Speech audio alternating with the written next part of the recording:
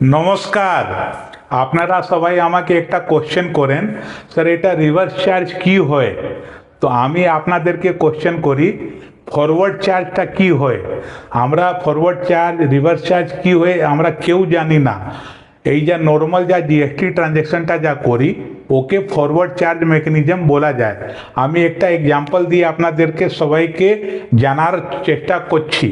আপনি একটা laptop purchase করার জন্যে আপনি গিয়েছেন রিলায়েন্স ডিজিটাল, ওখানে ল্যাপটপটা যা কস্টিং হচ্ছে সেটা হচ্ছে 1,00,000 টাকা।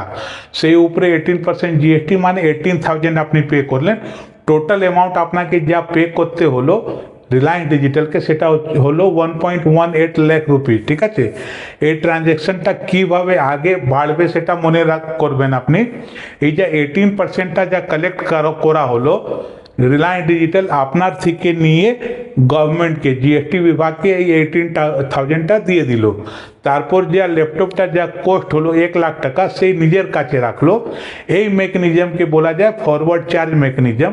নর্মালি আমরা যা সবাই মানে এটা একটা এক্সাম্পল দিয়ে আপনাকে বোঝার চেষ্টা করেছি যে আমরা যা মানে যা in the entire business setup যা ট্রানজ্যাকশন করি জেনারেলি একে ফরওয়ার্ড চার্জ মেকানিজমটা বলা যায়। আমি চেষ্টা করেছি আপনাদেরকে সবাইটা বুঝিয়ে দেওয়াটা, মনে হচ্ছে করতে পেরেছি।